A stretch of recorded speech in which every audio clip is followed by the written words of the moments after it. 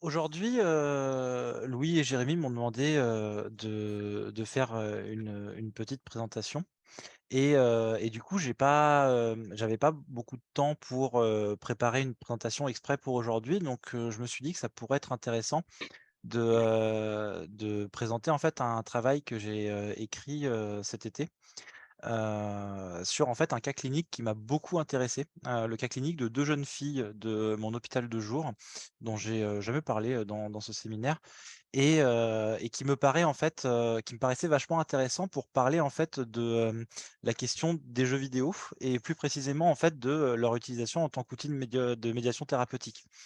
On m'avait demandé lors de ma dernière présentation là, qui était en novembre, je crois, de faire un petit temps en fait sur, la question de l'immersion pour, creuser un petit peu ce que c'était que le sujet de l'immersion et du coup, je me suis dit que ce cas clinique pouvait être assez intéressant pour parler en fait de, 2-3 concepts qui moi, m'intéressent par rapport du coup, à la thérapie par le jeu vidéo. C'est, notamment l'immersion, mais également le rapport qu'on peut avoir avec l'avatar.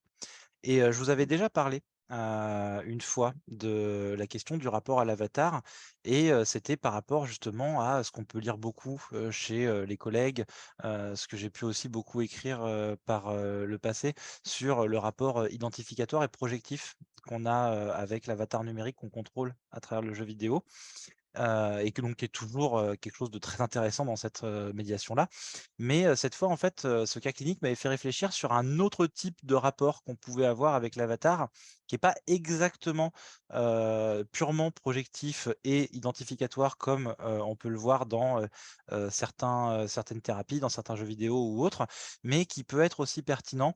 C'est, lorsque, l'avatar du jeu est inscrit lui-même dans un narratif, dans une histoire, celle du jeu en lui-même, celle du médium du coup, en fait, où le rapport sera autre et ça m'intéresse beaucoup, surtout dans la clinique de la psychose et de l'autisme, que je fais, majoritairement en hôpital de jour et là, les 2 cas que je vais vous présenter, c'est le cas de 2 adolescentes, qui vont, plutôt, présenter, un versant, psychotique, et donc je trouvais, le point, intéressant. Donc pour rappel rapidement, hein, lorsque, on parle de thérapie à médiation numérique, enfin surtout moi quand j'en parle en tout cas, je m'intéresse beaucoup à la question du groupe, à la question du groupe thérapeutique. Puisque la médiation par le numérique, ça j'ai pu en parler déjà, est très intéressante aussi sur le plan individuel, que ce soit en libéral ou autre. Mais c'est vrai que sur le plan institutionnel, lorsqu'on est dans la clinique, dans une clinique, spécifique, notamment celle de, l'autisme, de la psychose ou autre, la question du groupe peut être également, très, très pertinente notamment parce que en fait, lorsqu'on fait une thérapie groupe à la médiation, on va pouvoir par exemple proposer un objet médiateur qui va pallier les difficultés présentes face à l'utilisation du langage verbal en thérapie. Donc ça, c'est le principe de la médiation en général proposer aussi une triangulation entre thérapeute, patient, objet médiateur pour faciliter en fait la mise en place d'une relation intersubjective et aussi, voilà, l'installation d'un possible espace de subjectivation.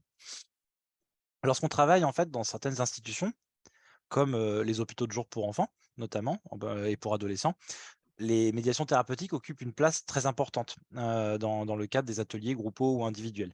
En fait, il y a différents types de médiums qui vont être utilisés, hein, de la pâte à modeler au dessin, en passant par le conte, le théâtre, la piscine ou autre cette utilisation, en fait, des outils de médiation va être à prendre comme finalement un moyen détourné pour rendre, ça c'est Roussillon qui le dit bien comme ça, hein, perceptible et manipulable l'activité représentative des patients. Donc personnellement, moi, je m'intéresse à de nombreuses médiations, hein. Dans l'hôpital où je travaille, je fais à la fois, bah, du conte, du théâtre, du psychodrame, je me suis beaucoup intéressé aussi aux outils, aux nouvelles technologies, de la tablette numérique, au casque de réalité virtuelle, en passant par le jeu vidéo, les robots, les réseaux sociaux ou autres. Déjà parce que ces outils-là ont un intérêt spécifique, thérapeutique, hein, dont on a déjà parlé, mais aussi parce qu'en fait, elles attirent la curiosité de nos patients et elles permettent en fait la mise en place d'une dynamique de groupe, bien spécifique tournée autour en fait d'un objet qu'on n'a pas l'habitude de voir en fait dans ces institutions. Et donc là, en fait, l'idée aujourd'hui, c'est de vous parler, en fait, en quoi est-ce que lorsqu'on utilise les jeux vidéo en tant qu'outil de médiation thérapeutique auprès d'ados, on va pouvoir, en fait, offrir un espace possible de subjectivation et d'expression de soi à travers, en fait, la figure de l'avatar numérique qu'on contrôle via le groupe, en fait, à travers la médiation. Et donc là, je vais vous présenter, comme je disais, le cas de 2 jeunes filles, que j'ai appelées Églantine et Trisha, qui sont en fait, 2 adolescentes qui ont, qui participent depuis maintenant, 2 ans, je crois, à, un atelier, Groupal, à médiation, numérique du coup, que je mets de manière, hebdomadaire, dans l'hôpital de jour et donc qui a lieu, tous les mercredis matins, à raison de, 1 heure par séance. Alors, là, l'idée aujourd'hui, c'est vraiment, je vais essayer de faire plutôt que de faire un bloc théorique et un bloc clinique, on va essayer de faire un truc où en fait, toute la séance de ce séminaire, ça va être vraiment le cas clinique qui va se déployer et en fait, au milieu du cas clinique et ben, on fera des petits arrêts, pour, raconter un petit peu, la théorie. Donc c'est vraiment le cas clinique qui va nous porter sur, la présentation d'aujourd'hui. Donc déjà pour la présentation des enfants. Alors, Églantine et Trisha, ce sont 2 ados de 13 ans. Elles sont accueillies depuis maintenant plusieurs années au sein de l'hôpital de jour, hein, Églantine, elle présente des troubles spécifiques mixtes du développement, avec un retard cognitif important. Donc, dernièrement, là, par rapport, à la demande de réorientation pour le collège, on m'avait demandé de lui faire passer une WISC, et on a eu un QI total de 47 à la WISC, par exemple, pour Églantine. Trisha, elle, elle est reçue pour, ce que la CIMDI s'appelle les troubles mixtes des conduites et troubles émotionnels et un retard cognitif présent, même s'il est moins important que celui de Trisha. Les 2 jeunes filles se connaissent depuis longtemps, elles s'apprécient, elles participent ensemble à plusieurs thérapies groupales à médiation et d'ailleurs, c'est intéressant de dire aussi que c'est les 2 grandes ados de leur unité éducative et donc elles ont un lien aussi assez spécifique sur le fait que, bah, voilà, elles sont grandes et donc elles vont jouer aussi un peu, le rôle de grandes pour les enfants, qui sont accueillis dans l'institution avec elles. Heu Toutes les 2, elles ont un très bon niveau de langage, hein, ce qui permet d'avoir de très bonnes conversations avec elles. Les séances de thérapie sont d'ailleurs, individuelles, je veux dire, sont d'ailleurs très, très intéressantes et par contre, elles présentent quand même, hein, des difficultés de compréhension assez importantes, ce qui fait que, très souvent, on va aborder à plusieurs reprises certains sujets en adaptant, en simplifiant nos mots, pour pouvoir en fait, les les accompagner finalement dans une meilleure intégration du discours de l'autre. Alors, pour les présenter une à une, Églantine, elle est très souvent dans une opposition envers les prises en charge qui lui sont proposées. Très régulièrement, elle nous rappelle qu'elle n'a pas sa place en hôpital de jour, qu'elle vient uniquement ici pour rattraper son retard dans les apprentissages, notamment en lecture et en écriture, pour pouvoir aller au collège à plein temps. Ça, c'est vraiment entre guillemets, hein, le discours de sa mère qui lui est répété sans cesse et dont elle se fait porteuse. Et donc en fait, elle est réticente à tout ce qui est prise en charge thérapeutique. Elle ne souhaite participer qu'au temps de classe et donc toutes les médiations qu'on lui propose, parce que je l'ai aussi par exemple, dans un atelier, rap, on l'a en psychodrame, on l'a eu aussi en théâtre, ou des choses comme ça et en fait, en tout cas, à chaque fois, elle est réticente, elle ne veut pas participer tant que c'est pas de la classe. Elle répète constamment qu'elle a pas besoin qu'on s'occupe d'elle, qu'elle a rien à dire à personne et on est vraiment en fait dans, le discours, finalement, de sa mère, de son père aussi, mais surtout de sa mère. Mais bon, en tout cas, Églantine, elle reste souriante, très très souvent souriante, même si parfois elle montre une très forte inhibition dans certains moments qui sont très envahissants, notamment quand il y a des conflits avec d'autres jeunes de l'institution. Trisha, elle, c'est un peu différent. C'est une ado très souriante, très communicante. Elle rit beaucoup, elle échange, aussi bien avec les adultes que les enfants. Elle montre de très bonnes capacités d'adaptation, hein, ce qui fait qu'elle est à mi-temps au collège. Elle suit les cours, elle se fait des amis. Mais par contre, elle peut présenter à certains moments des crises de colère classiques, vraiment très très violentes, pendant lesquelles en fait on se retrouve à plusieurs adultes pour la contenir physiquement afin de lui éviter d'être dangereuse pour elle-même ou pour les autres. La dernière crise qu'on a eue, on était quand même, 4 adultes, dont 3 avec mon gabarit. Donc là, c'est vrai qu'à travers la webcam, vous me voyez pas trop, mais j'ai quand même un gabarit de normalement, je peux empêcher une ado de 14 ans d'exploser. Là, elle, c'est vraiment très compliqué, on est sur une extrême violence. Trisha, elle peut également montrer une fois par an à peu près, hein, pendant, 1 semaine, quelques semaines, des moments de très forte inhibition, pendant lesquels elle est totalement inaudible, son visage est baissé, caché par une capuche, où elle se coupe de tout rapport à l'autre et elle se bouche les oreilles avec un casque anti-bruit. Donc on est sur 2 ados qui ont un ta des tableaux cliniques assez différents, mais pourtant elles peuvent être rapprochées du fait qu'elles ont toutes les 2 de très bonnes capacités langagières. Donc ce qui fait qu'elles peuvent facilement interagir avec les adultes soignants et par contre, malgré ça, elles ont énormément de difficultés toutes les 2 pour parler d'elles-mêmes. Même en psychodrame, alors qu'on passe justement par la possibilité de rejouer quelque chose ou autre, c'est très difficile pour elles de, s'exprimer sur ce qui touche à leur vie privée. Il y a vraiment, une impossibilité de parler, en tout cas pour elles. Elles peinent à communiquer sur leurs émotions, leurs ressentis personnels et tous les questionnements qui les traversent. Et donc du coup, en fait, c'est ce qui fait qu'avec cette difficulté à verbaliser, on retrouve des fois, certains passages à l'acte, comme j'ai pu décrire, hein, l'inhibition d'églantine, les colères classiques de Trisha.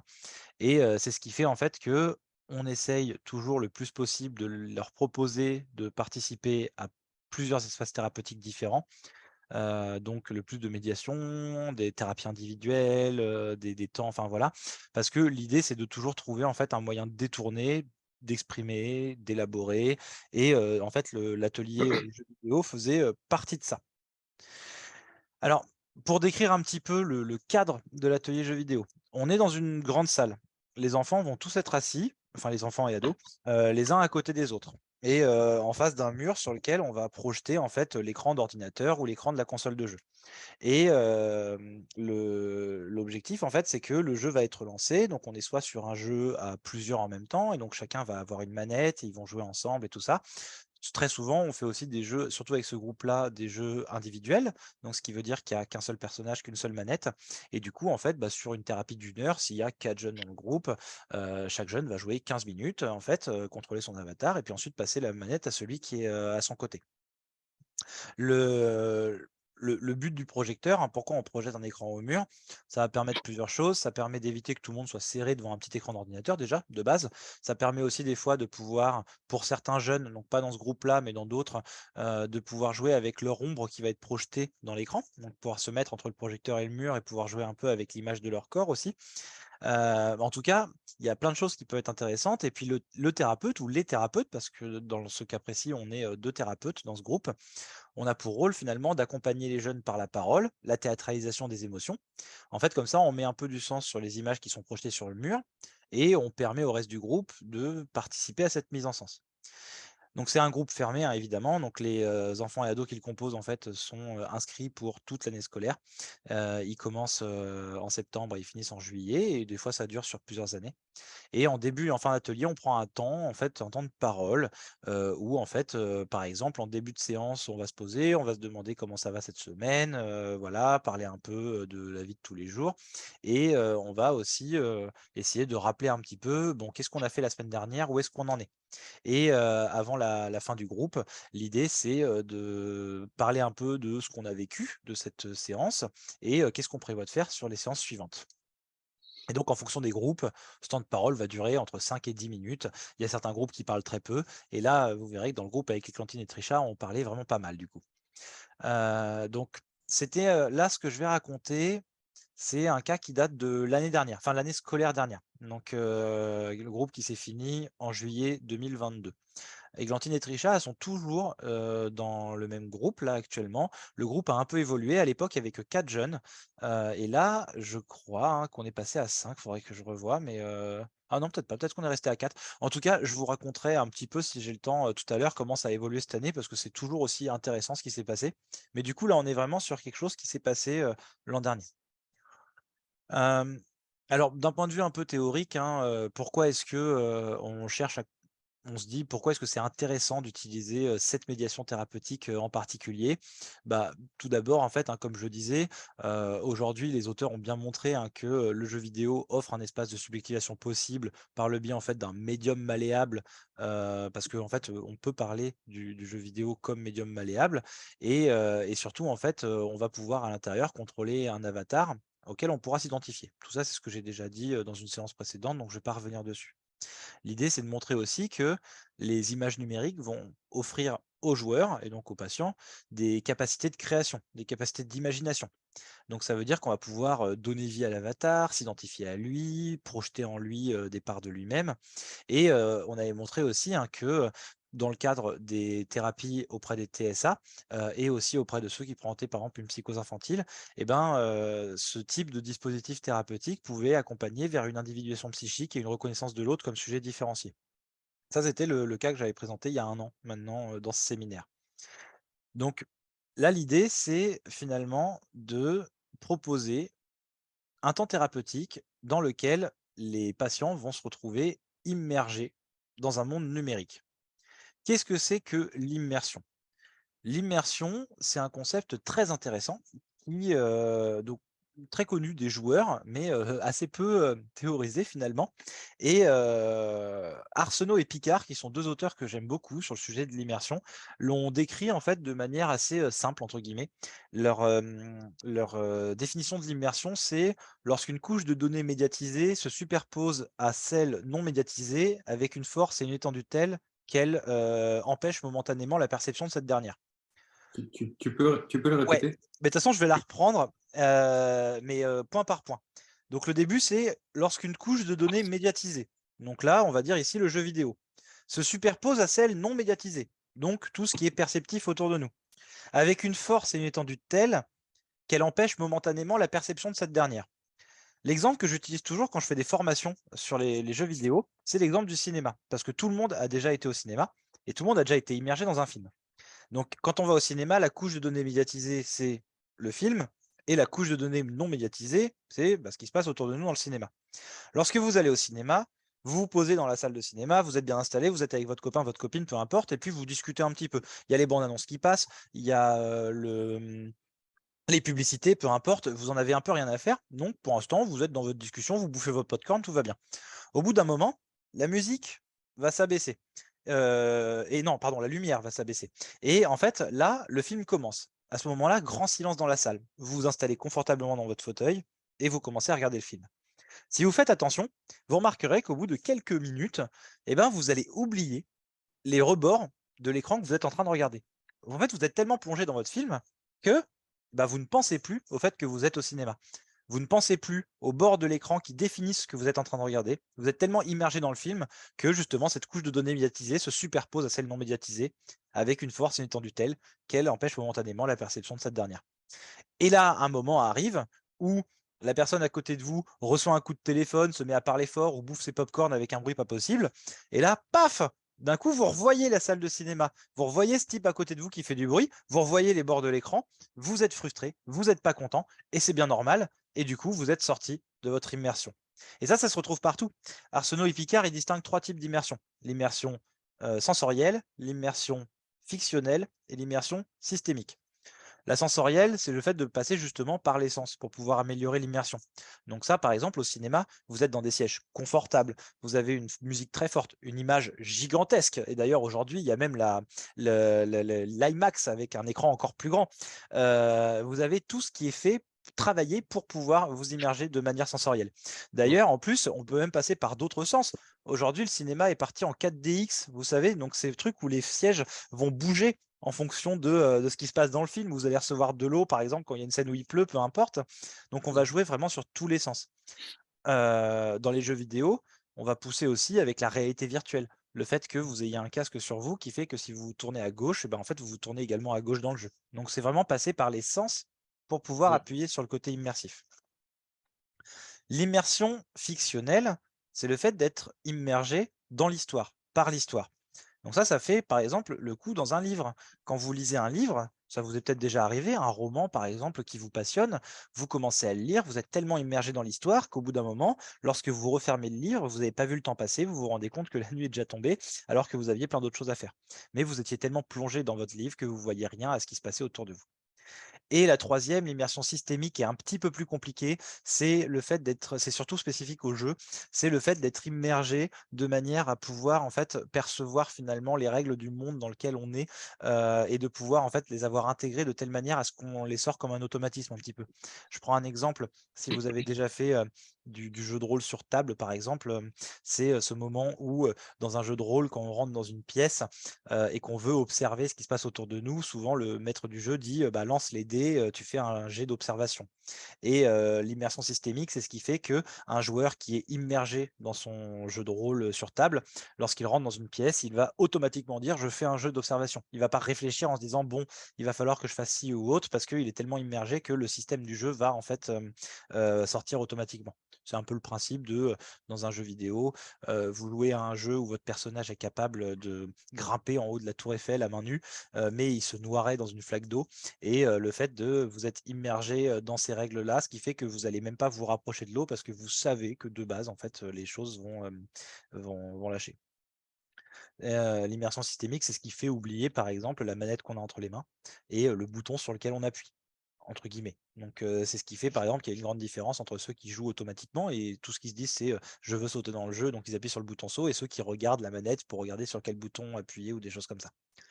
Et donc l'immersion, ça va se jouer sur, comment dire?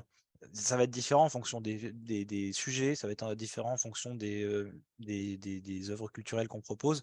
Tout le monde n'est pas immergé de la même manière dans un film, il faut apprécier le film.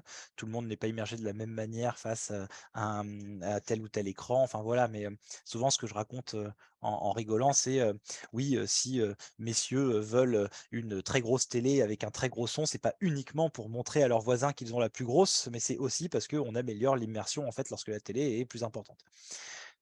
Bon, c'est aussi des fois pour montrer quand même qu'on en a une plus grosse, mais ça, c'est un autre souci. En tout cas, l'importance de l'immersion, elle est très forte et surtout dans les jeux vidéo. Les gens cherchent quelque chose d'immersif. Et d'ailleurs, ça, c'est un sujet assez intéressant aussi. Beaucoup de parents me disent: «Les jeux vidéo, ça rend vulgaire». Donc, pourquoi? Et parce qu'en fait, mon gamin, quand il joue aux jeux vidéo, il est avec son casque et tout et je l'entends parler, il dit des mots, enfin, il est des insultes, c'est pas possible. Et en fait, non, le jeu vidéo ne rend pas vulgaire. Par contre, le jeu vidéo immerge. Et le truc, c'est que quand votre gamin, il joue à Fortnite avec son casque sur les oreilles et qu'il parle avec ses potes, il est tellement immergé dans son jeu qu'il l'est avec ses potes et que du coup, en fait, il oublie qu'il y a les parents à côté. Et donc, en fait, quand les parents entendent le gamin sortir toutes sortes d'insultes, bah, en fait, le parent se rend juste compte de comment le gamin parle quand les parents sont pas à côté. Et ça, c'est le principe de l'immersion. C'est qu'on oublie juste que les parents sont à côté et peuvent entendre ce qu'on est en train de dire. Donc ça, c'est aussi, important à comprendre, hein, ce côté, immersif. Et pourquoi est-ce qu'en thérapie, ce côté immersif est intéressant? On en parlera un peu plus tout à l'heure, mais c'est Benoît Virol qui en a beaucoup parlé. C'est qu'il existe le principe de co-immersion. Donc que Benoît Virol relie avec la question de la co-attention mère-enfant. Donc la co-immersion, c'est le fait d'être, immergés ensemble, avec le regard tourné vers le même écran, mais dans la même histoire, pas seulement vers l'écran, mais vers ce qui se joue, en fait, dans l'écran. Parce qu'encore une fois, l'immersion, c'est pas vers l'objet, c'est vers la couche de données médiatisées, donc ce qui est offert, en fait, par l'écran. Et ça, c'est quelque chose d'intéressant d'un point de vue thérapeutique, le fait de pouvoir être co-immergé parce que, bah, tout comme dans le côté, co-attention, il y a vraiment quelque chose qui va se créer dans, les regards qui partent dans la même direction. Mmh. Donc tout ça pour dire que, avec, l'immersion dans une thérapie à médiation numérique et ben, en fait, on va pouvoir laisser de côté toute stimulation extérieure pour pouvoir se centrer sur l'expérience vidéoludique proposée à travers l'écran et sur la trame narrative qui nous est présentée. Ça, c'est Marion Hazak qui en parle bien. Mmh. Marion Hazak qui est, maître de conférence à Poitiers, si elle l'est encore, et qui est très intéressante sur la question de l'adolescence et des jeux vidéo. Et donc, par le biais de l'immersion, en fait, le joueur va rentrer dans un espace d'illusion créé par les images. Espace dans lequel il pourra devenir l'avatar et l'avatar pourra devenir lui. Et le ou les thérapeutes du coup présents, bah, se doivent aussi d'être immergés dans cette co-immersion, justement pour pouvoir en fait partager quelque chose en fait, avec, les patients de ce qui est en train de se jouer. Et c'est là où justement c'est très important de voir que, après ça c'est un truc qui est très propre aussi, à la clinique de l'autisme, hein, c'est, dans la clinique de l'autisme, c'est important qu'on puisse s'amuser avec les jeunes et parce que les jeunes ont besoin aussi d'expériences partagées, de sentiments partagés, et tout ça. Mais en tout cas, en hôpital de jour, c'est le fait qu'on soit vraiment dedans, qu'on prenne du plaisir, qu'on participe et tout ça, c'est extrêmement important parce que c'est un partage d'expérience qui est vraiment, vraiment essentiel pour pouvoir mettre du sens sur les choses. Et donc, en fait, finalement, l'objectif, ça va être de permettre au joueur, dans son contrôle de l'avatar numérique, d'investir cet objet de pixel comme un objet soi, c'est-à-dire un objet qui incarne les réalisations de ses intentions d'action. Et ça, je ne vais pas trop revenir dessus, je l'avais dit il y a un an, souvenez-vous, l'identification à l'avatar ne vient pas de l'apparence de l'avatar ou autre, mais ça vient du fait que l'avatar concrétise notre intentionnalité d'action. Ça veut dire que si je veux appuyer sur le bouton sauter et que l'avatar saute, en fait, ça va permettre de m'identifier à cet avatar. Et d'ailleurs, ça c'est très intéressant parce qu'on le voit sur l'utilisation des pronoms personnels. Lorsque vous demandez à un joueur là, qui est en train de jouer justement qu'est-ce que tu fais, bah, là il va répondre bah, là je suis en train d'escalader ce mur. Donc il contrôle l'avatar, il dit je. Et si à un moment il appuie sur un bouton et que l'avatar ne fait pas ce qu'il voulait, que, bah, à cause d'un bug ou à cause d'un mauvais contrôle, peu importe, le joueur va commencer à dire mais qu'est-ce qu'il me fait lui? Pourquoi il fait ça? Et pouf, là il y a une décroche Mm. parce que l'avatar n'a pas répondu en fait à l'intentionnalité d'action et n'a du coup pas concrétisé en fait ça et donc ça a créé une scission un peu entre le joueur et son avatar. Ce qui arrive assez souvent. Mmh, C'est intéressant. merci. Intéressant de prendre. Revenons du coup au cas d'Églantine et Trisha. L'an dernier, on a voulu leur proposer un truc tout nouveau. À la base, moi, je faisais beaucoup de jeux vidéo, donc très pas basiques, mais vous savez, les jeux vidéo qu'on a l'habitude de connaître. Donc, ça allait du Zelda aux jeux de combat, en passant par les jeux à histoire, peu importe. Mais là, j'ai voulu passer sur un nouveau type de jeu que j'aime beaucoup personnellement en tant que joueur, qui s'appelle les jeux narratifs. Qu'est-ce que c'est qu'un jeu narratif? C'est un jeu qui se rapproche énormément du cinéma, du film. L'objectif du jeu narratif, c'est de proposer une histoire interactive. Ça veut dire que vous regardez un film, en fait, presque, mais vous contrôlez quand même l'avatar. Et tout ce qui va compter surtout, c'est la place des dialogues, où vous allez pouvoir choisir les phrases prononcées par votre avatar, et en fait, où chaque décision que vous prendrez aura un impact sur la continuité de l'histoire. Et donc les jeux narratifs, il y en a des plus ou moins intéressants, il y en a des plus ou moins bien faits. Moi j'aime beaucoup 2 studios qui d'ailleurs sont des studios parisiens, Dontnod et Quantic Dream, qui sont exceptionnels pour faire des jeux narratifs. Je vous en conseille plein si vous voulez, aussi bien pour adultes que pour enfants. Et donc là, nous on est parti sur un jeu qui s'appelle Life is Strange. Qu'est-ce que c'est que Life is Strange? C'est un jeu épisodique, donc comme une série, c'est en 5 épisodes. On est plongé au cœur en fait d'une aventure solitaire où, le joueur va incarner une jeune étudiante qui s'appelle Max, qui est en première année d'école de photographie. Mmh.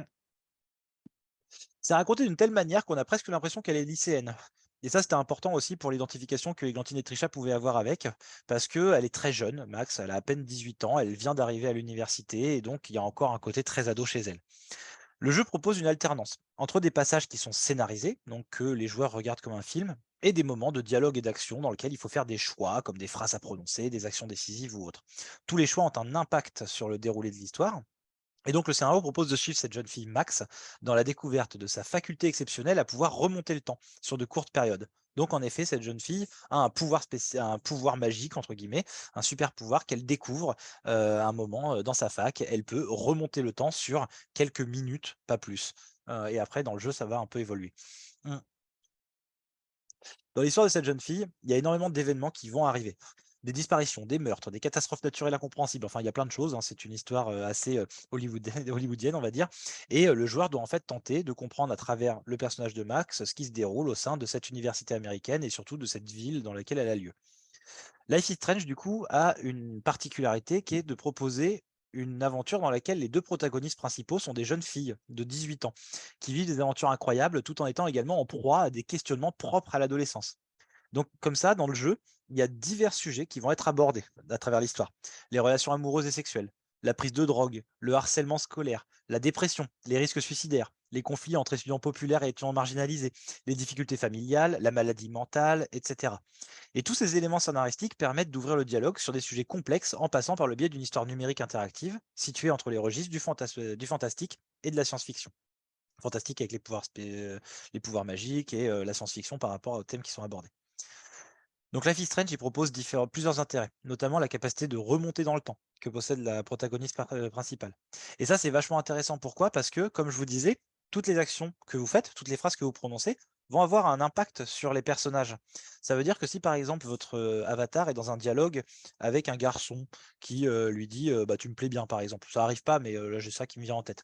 Et ben imaginez par exemple, vous avez trois réponses possibles. Tu me plais bien aussi, moi je te supporte pas, et on en parle plus tard. Voilà. Donc, et ben, si jamais vous répondez tu me plais bien aussi, vous allez voir que, je sais pas, le garçon va avoir des papillons dans les yeux, il va y avoir un bisou et tout ça. Et vu que le personnage principal a le pouvoir de remonter dans le temps, le joueur peut très bien dire j'aime pas cette réaction, utilise le pouvoir principal et revient au choix et peut décider d'avoir un autre choix pour voir quel impact cet autre choix aurait eu sur le personnage secondaire. Et ça, c'est intéressant parce que du coup, ça permet de voir en fait finalement toutes les réactions que peut avoir l'autre face aux phrases qu'on lui proposera, qu'on lui prononcera ou des choses comme ça. Et donc, on peut comme ça observer toutes les conséquences directes des choix avant de sélectionner le choix qui nous convient le mieux. Alors, bien évidemment, dans le cadre du jeu vidéo, il y a certains choix qui auront des conséquences sur le très long terme. Donc ceux-là, on peut pas revenir en arrière. Et même, il y a des fois où le personnage de Max perd son pouvoir et donc il faut faire très attention aux choix qu'on fait. Mais ça, c'est vraiment spécifique à cette histoire-là en particulier. Mmh. Églantine et Trisha, du coup, elles ont énormément investi cet atelier groupe à la médiation. Le jeu Life is Strange les a passionnés dès la première séance et en fait, elles demandaient toujours de continuer l'histoire. C'était très marrant d'ailleurs, hein, parce que c'était vraiment, elles râlaient quand je mettais fin à la séance, quoi. Je n'avais jamais vu ça en 6 ans de thérapie avec ces 2 filles, quoi, surtout avec Églantine. Églantine, je le rappelle, hein, elle refusait constamment de participer à toute activité thérapeutique et à chaque fois qu'on la prenait en individuel ou en groupal, elle râlait. Et ici, elle avait un intérêt tellement fort pour le jeu vidéo que lorsque je la croisais dans les couloirs de l'institution, elle demandait toujours: «Est-ce que tu es là mercredi et est-ce que le jeu vidéo aura bien lieu?»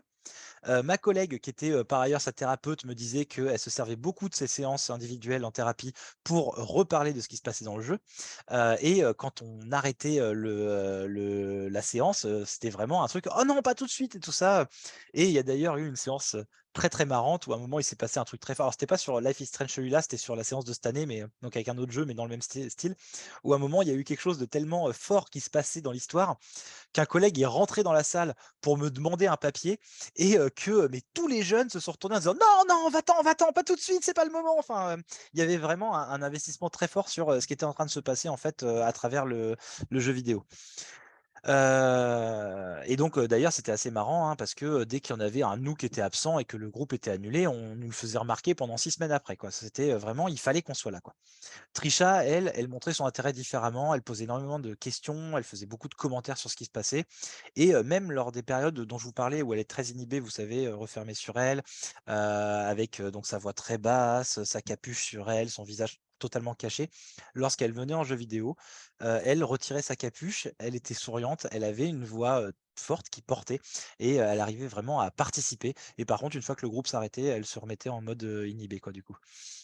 Donc l'investissement était là et en fait, finalement, on leur proposait une médiation innovante et un espace de parole original dans lequel elles pouvaient se sentir exister autrement et à travers lequel elles pouvaient nouer de nouveaux liens avec les soignants de l'institution.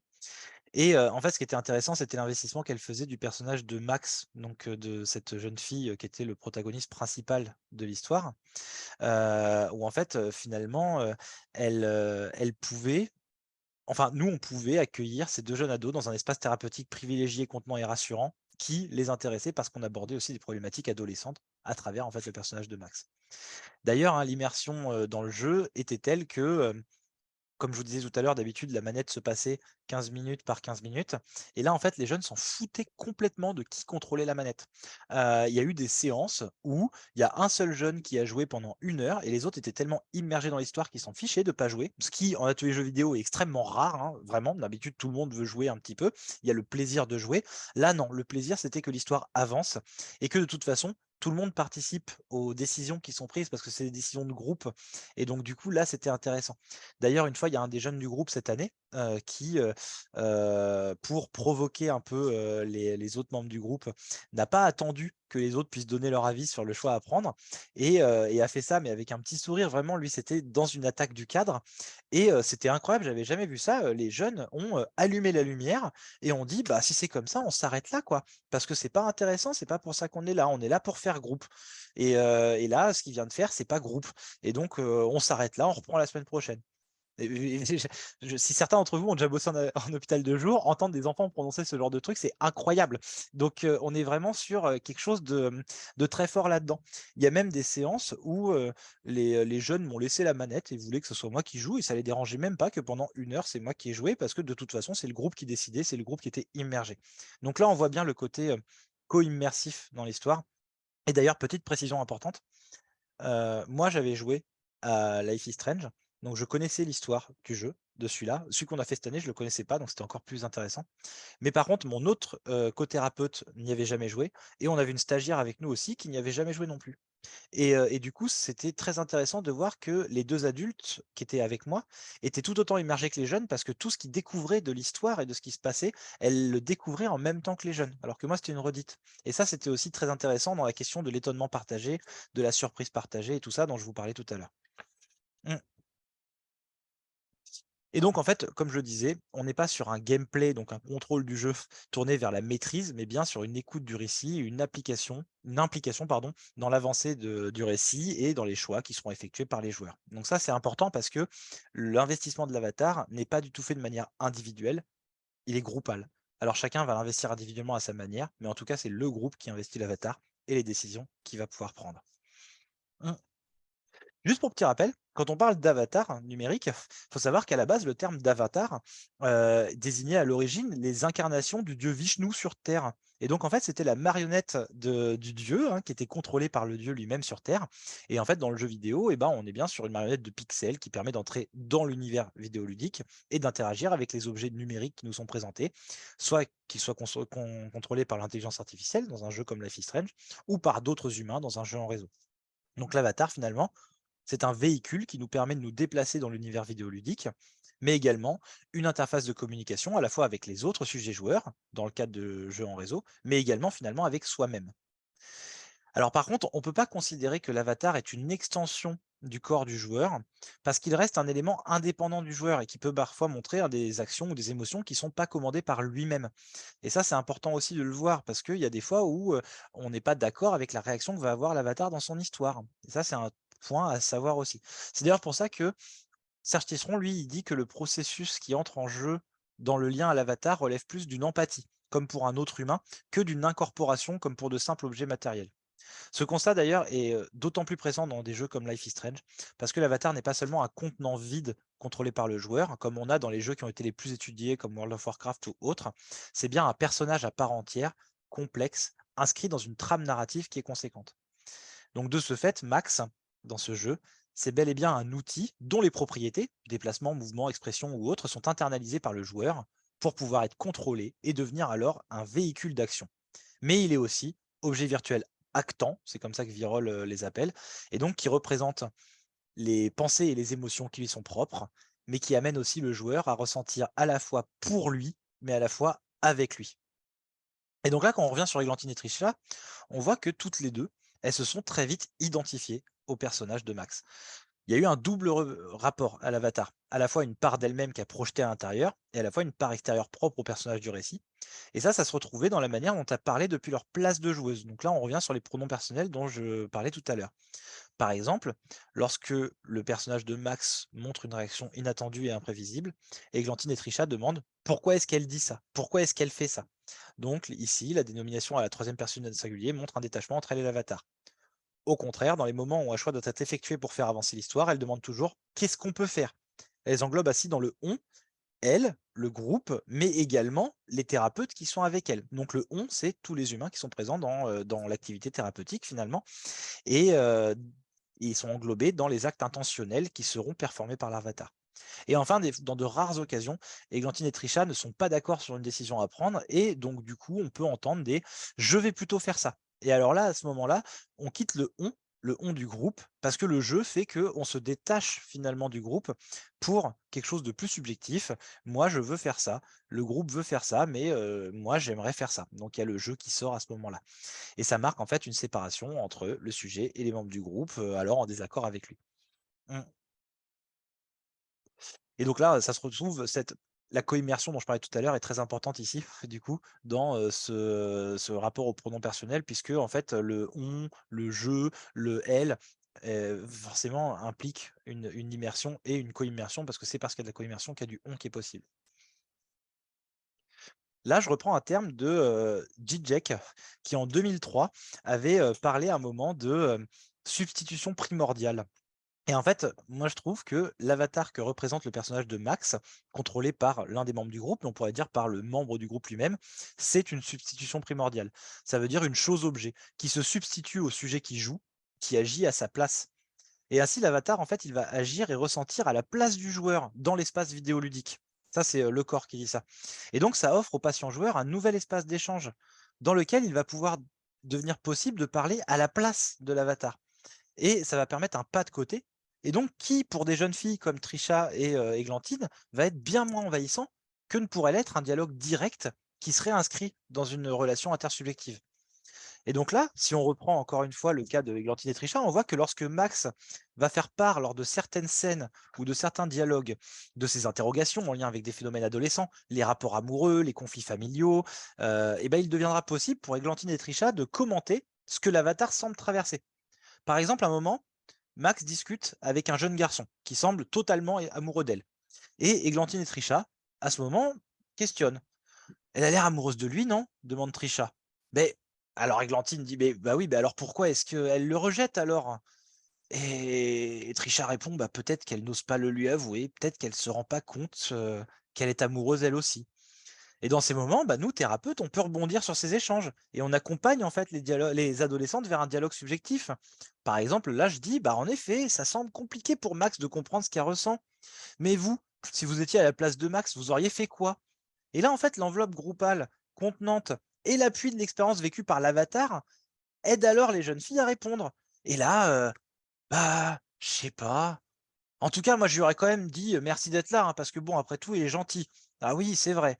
Moi, j'aurais pas envie de le rendre triste, hein, parce que là, Max, elle l'a sûrement rendu triste, ce garçon. Et donc là, on le voit, ce rapport empathique à l'avatar, décrit par Tisseron. Et en fait, cette figurine de Pixel, elle peut bien être considérée comme figure projective du soi, investie ensuite narcissiquement. La construction de l'avatar, son avancée dans la trame narrative du jeu, va pouvoir en fait faire jouer le rôle de ce que Givre appelait le miroir conteneur. Donc une partie de l'intériorité du joueur se trouve mise en gestion à l'extérieur. Et ça offre au joueur une possibilité d'identification imaginaire, étant perçue dans l'image et non en tant que personne réelle. Et là, Églantine et Trisha, elles ont pu créer un être unique dans lequel elles déposent et elles mettent en scène certaines de leurs parts subjectives. Par exemple, elles ont pu s'emparer de l'espace contenant et rassurant de l'atelier pour s'autoriser à aborder différents sujets qu'elles n'arrivaient d'habitude pas à traiter dans d'autres espaces thérapeutiques, comme la confiance en soi, le rapport aux autres jeunes, les relations amoureuses et familiales, les questions relatives à la mort, au deuil. Et en fait, en faisant ça, elles se sont constituées en narratrices des multiples aventures qu'elles vivaient elles-mêmes par procuration à travers le personnage de Max. Il leur devenait donc possible de se confronter à diverses angoisses, divers échecs, questionnements, fantasmes, sans y être directement impliqués. Et donc aborder ces sujets essentiels de l'adolescence les intéresse beaucoup. Et en fait, les discussions très pertinentes ont pu avoir lieu tout au long de l'année. Et donc, en fait, l'atelier jeux vidéo étant hebdomadaire, c'était possible d'inscrire en fait ces différents dialogues et débats dans le temps. Ça permettait à Églantine et Trisha d'intérioriser petit à petit les différents points abordés et même de s'autoriser à en parler par la suite dans d'autres prises en charge thérapeutiques extérieures, qu'elles soient individuelles ou groupales. Et ainsi, en fait, on s'est retrouvé soit en thérapie individuelle avec les deux, mais également en psychodrame ou dans d'autres espaces, en tout cas, à parler de choses qu'elles avaient pu vivre à travers Max et qu'elles pouvaient ensuite répéter. Et c'est là en fait où on arrive sur la question de la subjectivation. Lorsqu'on reprend hein, le terme de subjectivation, hein, c'est un terme assez récent finalement dans le domaine de la psy, on peut comprendre en fait qu'il a deux significations complémentaires. D'abord, il est utilisé pour définir un sujet qui est invité à s'approprier une réalité objective en lui donnant une signification personnelle. Mais il fait également référence au devenir sujet. Et ces deux idées peuvent donc être réunies, en ce sens que pour devenir le sujet de sa propre histoire, eh ben, il convient pour le sujet de se fabriquer des représentations personnelles des événements qu'il a pu traverser en se libérant des diverses formes d'aliénation. Raymond Kahn s'est beaucoup servi du terme de subjectivation. C'est lui qui lui a donné sa force, je trouve, moi, dans la théorie analytique. Il a insisté sur l'importance de ce processus pendant l'adolescence, pour que le sujet puisse se détacher de l'emprise des autres sur soi. Alors après, le mot présente le défaut de tenir son origine du mot sujet. Et en fait, le problème, c'est que le terme sujet porte différentes significations, tant dans la conception sociologique ou anthropologique que dans certaines théories analytiques. Et donc, c'est pour ça que certains ont proposé le mot de subjectalisation pour proposer une sorte d'alternative. Et donc, en fait, ça serait utilisé pour désigner des situations d'interrelation entre deux individus susceptibles de permettre dans un second temps que le processus de subjectivation puisse se poursuivre, pardon, en s'appuyant sur de nouvelles médiations autres que celles d'un interlocuteur. Ainsi, en fait, l'être humain, il est invité constamment à symboliser son identité, ses désirs, sa place dans la famille ou autre. Et en fait, s'il y parvient, c'est via l'échange avec d'autres sujets dans une relation intersubjective. Et donc, la subjectivation, on sait qu'elle passe par le biais de la relation intersubjective avec un autre humain, mais finalement, on se rend compte qu'elle peut s'effectuer par le biais du visionnage d'un film, de la lecture d'un livre, d'une relation avec un animal ou un objet. C'est d'ailleurs tout le sujet de ma thèse sur le robot comme outil de subjectivation. Dans cet exemple-là, si on reprend Églantine et Trisha, l'avatar numérique, le personnage de Max, va occuper cette place. Parce que les membres du groupe jeu vidéo qui contrôlent ensemble cet avatar se trouvent finalement à ses côtés. C'est-à-dire par le contrôle et la manipulation qu'ils vont pouvoir effectuer sur l'avatar, tout en projetant en lui certains éléments de leur monde interne qui vont se retrouver figurés dans ses actions, dans ses choix, et donc concrétiser leur intentionnalité d'action. L'avatar devient alors un contenant extérieur au sujet, tout en incarnant une facette d'eux-mêmes. Et donc cette fonction de double du moi que va occuper l'avatar va permettre d'offrir une possibilité d'identification au sujet, et elle participe au développement de son appareil psychique et facilite le partage de ses expériences internes.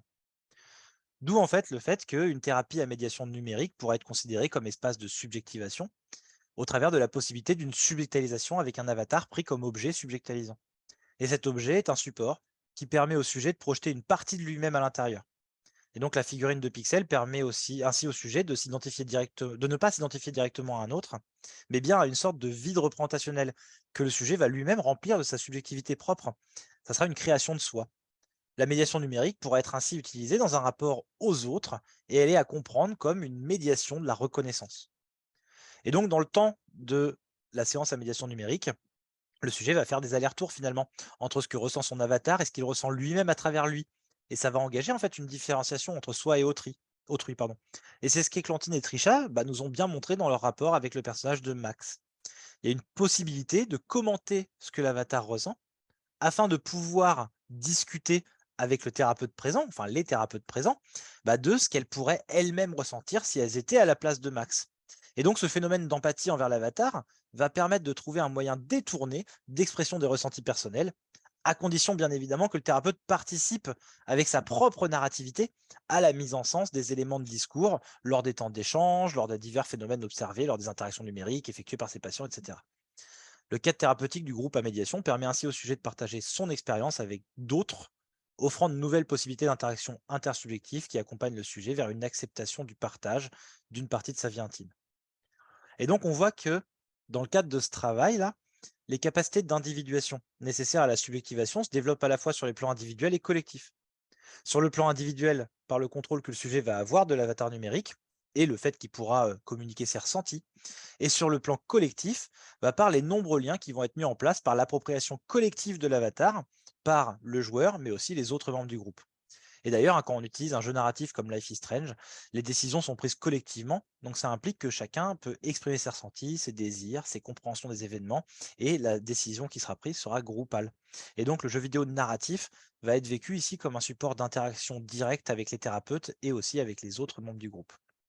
Alors évidemment, dans une clinique en hôpital de jour, donc avec ce type de jeunes-là, la subjectivation n'a lieu à travers le jeu vidéo, je veux dire, qu'en la présence d'un tiers soignant. C'est le thérapeute qui occupe cette place-là. Et le cadre thérapeutique approprié qu'on va offrir est essentiel. Et en fait, l'organisation fantasmatique qui est moteur de la subjectivation est en défaut chez ce type de patient. Et donc, l'avatar ne pourra être objet subjectalisant qu'à partir du moment où il sera partageable dans une relation avec un autre sujet qui pourra mettre en sens les différents éléments de discours qui émergeront de cette expérience vidéoludique. Et c'est là en fait qu'on retrouve la subjectalisation de Raymond Kahn, parce que selon lui, la subjectivation a pour condition une subjectalisation antérieure pendant laquelle l'objet occupe une place essentielle en tant qu'autre co-subjectivant. Et donc ça accompagne le sujet dans une différenciation qui sera nécessaire ensuite pour la subjectivation. Donc pour Églantine et Trisha, C'est l'utilisation du jeu vidéo narratif dans un cadre thérapeutique groupal, soutenu par la présence des cothérapeutes qui seront co-immergés avec elle dans l'univers vidéoludique, qui a permis la mise en place en fait de cet espace de subjectivation. Les deux jeunes ados ont ainsi pu se servir du personnage de Max comme appui ou comme moyen détourné pour parler d'elle, du fait qu'elles pouvaient partager leurs ressentis dans un espace sécurisant et contenant, grâce auquel elles pouvaient entrer en relation avec d'autres sujets inscrits dans une boucle transféro-contre-transférentielle. Et donc ça, en fait, c'est ça qui m'intéresse moi finalement là-dedans. C'est le fait que, bah, on le sait, dans les hôpitaux de jour, il y a certaines institutions qui vont avoir des difficultés à aborder les questionnements propres à l'adolescence. Nous, dans celui où je suis, c'est très marquant. La sexualité, très compliquée à aborder. Les sujets de grands, c'est difficile pour beaucoup de soignants, par l'institution en général.